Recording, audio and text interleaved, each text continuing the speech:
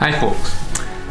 Well, this year I was extremely proud to be invited on America's President's Day to a wreath-laying ceremony that took place in Edinburgh, arguably to one of America's most famous presidents, Abraham Lincoln. So this wreath-laying, which was organised by the White House Historical Association, took place in a very historic old burial ground in the centre of Edinburgh. It's called the Old Carlton Burial Ground, which looks out over the old town of Edinburgh. And in this burial ground, amazingly, there is a statue of President Abraham Lincoln. So I think a lot of people think, well, how did this come about? How was it that a statue to an American president who never ever left his own shores? Lincoln never travelled outside the United States. Yet a statue would be found 3,500 miles away in Scotland's capital city. And the story, the answer to this and the story behind it is this amazing story that I wanted to tell you today about the amazing links, Scottish links to President Abraham Lincoln. And I'm sure this is a story that many people are unaware of, and certainly I can vouch that many Scots, most Scots I would say, are totally unaware of it, and I would include myself in that up until fairly recently, until I became aware of it. So what is, and behind it all is, and what led to this, and what is generally not known, and I think even by many Americans, is that Lincoln and his wife Mary, both of them, not just Lincoln and his wife Mary, had a great love of Scotland, but not only just Scotland, but Scotland's history and the country and its peoples. And this love that they had for Scotland was fired in them initially by the writings, the poetry and the songs of Robert Burns, Scotland's, most famous son and our national bard. So this is how it came about. And it is very interesting. Look into this whole story, because you recognise right away, for instance, that Lincoln, like Burns, was born into poverty on a small farm. I think Lincoln famously was born in a one-bedroom log cabin. Similarly, Burns was born in the small cottage in Alloway in Ayrshire. And they both had this hard upbringing, which I think influenced their outlook on life and the way they communicated, both through the writings of Burns and through Lincoln's oratory. So Lincoln actually was introduced to the writings of Burns by a Scottish American immigrant teacher called Jack Kelso, who lived near to the Lincoln family. And I think, although I couldn't get this totally confirmed, I think at some stage Lincoln boarded with the Kelso family for a short period of time. But what we do know is that Jack Kelso, the teacher, gave the young Abraham Lincoln a book of Burns' writings. And from that moment on, where he is a young teenager, Burns becomes a lifelong inspiration for Lincoln. And this is what fires his love for Scotland. And I think, looking again at the whole history of it in totality, I think Burns and Lincoln, you could, many of you who know me know that I have a great love of Robert Burns. And it's because he has this love of humanity. And I think Lincoln shares that love of humanity. And you can see it flows through Robert Burns's poems and his songs and his writings. And also, I think, in Lincoln's speeches, you can sense that same love of humanity. And very interestingly, again, something I wasn't aware of, was that Lincoln, probably the most eloquent of all American presidents, would often quote directly from Burns. And at times, he would use his version of a Scots accent. which apparently was very passable, which I find very amazing, as you know, he was renowned for that Midwest drawl, as it were.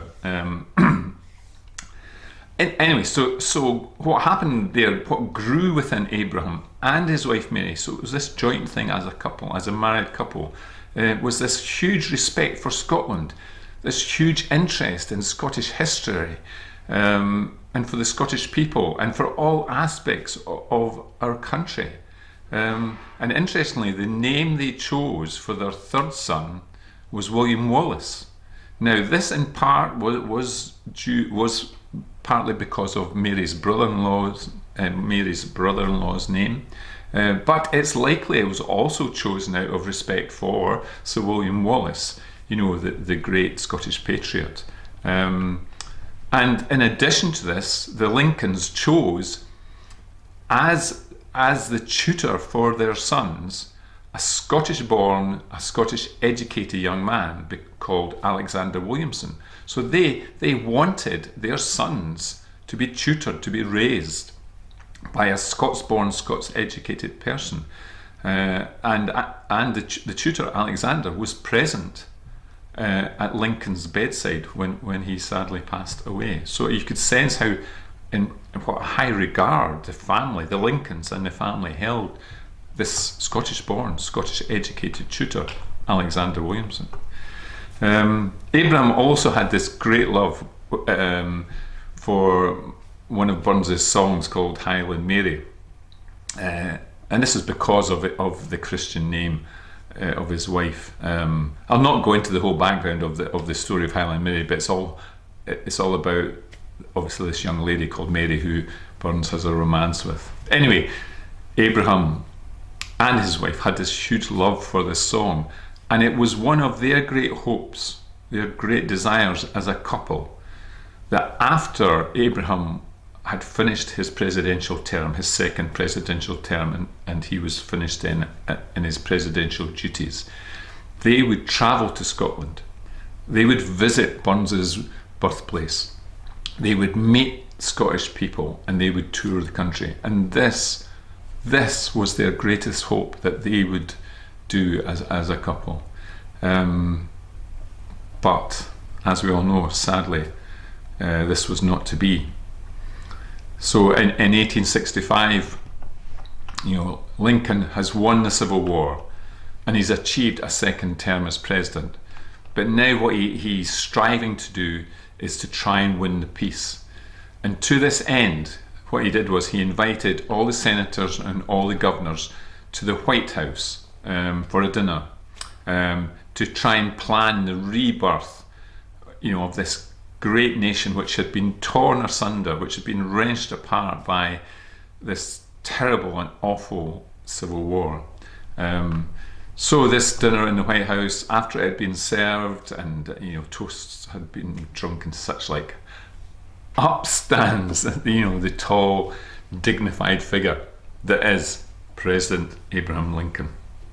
And so what did he choose to say to the assembled people? All the senators, all the governors, were trying to, you know, resolve our differences. We're trying to build this new great country. What did he choose? He chose to recite one of his most favourite Burns poems, and it's called To a Mouse. Now, I'll not go into it in huge detail, but it's this wonderful poem about Burns finding a mouse in a field as they're ploughing, finding a little mouse in there. And it famously starts, many of you will perhaps know the first few lines, "Wee sleekit, coorin timorous beastie, oh, what a panic's in thy breastie." This, in other words, this poor little timid animal is cowering there in the field, in what's called the dreels. In his heart's, this little animal's heart's beating. That's how it starts. Anyway, so his audience apparently were totally captivated, and he was reciting it using his Scottish accent that evening. So he continued to recite the whole poem. It's this wonderful poem. And apparently one old senator, perhaps maybe a little bit hard of hearing, he turned to Lincoln's secretary, a man called John Hay, and he said, "What is Abe talking about?" And Lincoln's secretary Hay replied, "It's Scotch, sir. The president adores the Scotchman who wrote it. He reads him constantly and recites him every evening. He says he would not be the man he was, would not have won the war, indeed would not have been president had it not been for Robert Burns."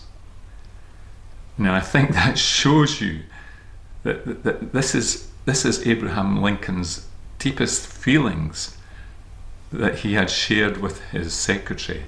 It shows you how much he felt Burns and his writings and Burns's love of humanity had influenced him and encouraged him. And at the end of that amazing evening, Lincoln took Hay aside and he said to him, "Now we have won this great war, I must make good on my promise to go to Scotland and pay homage to the man without whom everything would be different. Tomorrow you must book my passage." So Hay, his secretary, did indeed go the next day and book tickets for the Abraham Lincoln and Mary's passage across the Atlantic. But as we know, only a few days later, Lincoln and Mary visited Ford's Theatre, and a bullet from the gun of John Wilkes Booth meant this much hoped for pilgrimage to Scotland would never ever be made. However, on a positive note, a few years later, Mary, probably still grieving from the death of her husband, she made the journey to Scotland to fulfill this dream that they both had, this dream that they had hoped would come true. And she was accompanied by her son Thomas on this trip, and she spent, amazingly, 7 weeks in Scotland, 7 weeks touring around the country. She made the pilgrimage to Burns Cottage that Abraham wanted to do, and she also visited many other sites associated with Burns. And I'm sure during those visits she must have been thinking a lot about her husband. She did make a special visit to the grave of Mary Campbell, who is the Mary of the song Highland Mary, which is, her grave is near Greenock, just down the Clyde from Glasgow. And standing there at the grave, she was seen to be in tears, and it's obvious to everybody that this meant so much to her, and obviously would have meant, so much to Abram. So in a way, now going back to the start of what I said, why is there a statue to Lincoln in Edinburgh? And what I want to say was this, fittingly I think, was the very first statue erected to Abraham Lincoln outside the United States. So the very first statue erected abroad to Abraham Lincoln was in Edinburgh. And the statue sits atop a Scottish granite plinth, and Lincoln is standing tall there above the words "Emancipation," and whilst below him a newly freed black slave is released from his shackles. So the monument also commemorates Scottish American soldiers of the Civil War, and in particular 6 Scotsmen who voluntarily left these shores to fight for the Union. And I'll just name these, I'll just run through the list of these, because some of you, perhaps with a greater understanding of American Civil War history, may recognise either the names or certainly the regiments that they served in. So Sergeant Major John McEwen, the 65th Regiment of the Illinois Volunteer Infantry. Lieutenant Colonel William Duff of the Illinois Volunteer Light Artillery. Robert Steedman of the 5th Regiment, the Maine Volunteer Infantry. James Wilkie, 1st Regiment, the Michigan Volunteer Cavalry. Robert Ferguson of the 57th Regiment, New York Volunteer Infantry. And Alexander Smith of the 66th Regiment, New York Volunteer Infantry. So all these 6 Scotsmen volunteered to leave these shores and to make that hazardous journey across the Atlantic to fight for the Union. And this memorial commemorates them as well as Lincoln's great fight for emancipation. Now, just to be absolutely historically accurate, because again, those of you who know me, know how strongly I feel that history has to portray accuracy, cannot be used for any other reasons. We know that many Scots Americans fought on the side of the Union, but we also know that many other Scots fought on the side of the Confederacy. So let's not be too blinkered and blindfolded about this. People had different views then as now, so some Scotsmen went to both sides. But this wonderful memorial, commemorates Scottish American soldiers who fought for the Union, and in particular those 6 that they name on the monument. So here we have this, to me, this most amazing story of how Scotland's most famous son and national poet, Robert Burns, the man who penned that man to man the world over shall brothers be for all that. This man inspired one of history's greatest leaders who began this fight for freedom for all.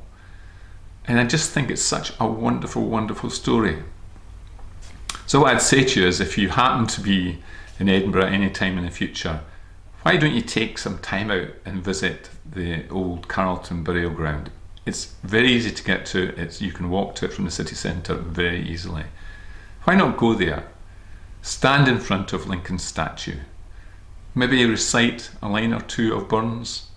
I'm sure Abe would appreciate that. If you'd like more information about this subject, as I said, the wreath laying was organised by the White House Historical Association, a wonderful organisation that looks after the White House and all its contents and its history. I'm sure they have a lot of information on their website, and they also have podcasts that perhaps could give you more. Anyway, I hope you enjoyed this amazing story, and all that leaves me to say is, until we see each other again, I'd just like to wish you all the very best from Scotland.